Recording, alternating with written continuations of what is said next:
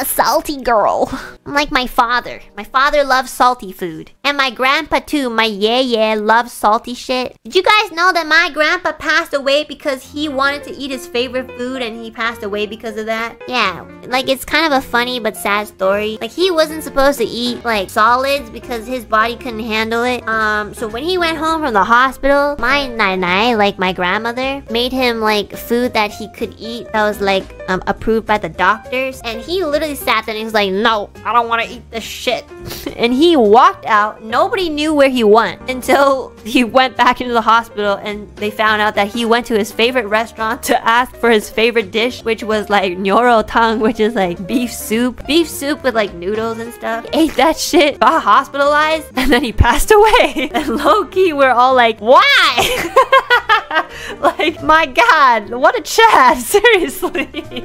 I don't know what he's doing. Yeah, it was weird. Like, obviously, we were so sad and we were all crying, but at the same time, we're just like, Grandpa, please. I know, I'm not gonna lie though. Like, that sort of behavior is definitely gonna be something my dad and I would do too. Like, my dad was telling me that me and my grandpa, like my yeye, have so much in common, even though we never grew up with each other. And I only met him a couple times in my life, but like my dad was always saying like, you're exactly like your yay, you literally just don't fucking care, and then when you do care, I don't know, we're just very similar apparently. And he literally died because he wanted to eat his favorite food, and I just can't get over that fact. I'm like, shit, is that gonna be me? I don't want to do that. I want to say goodbye to everyone. He literally was just like, fuck you. My grandpa's last words to my grandmother was, I don't want to eat this.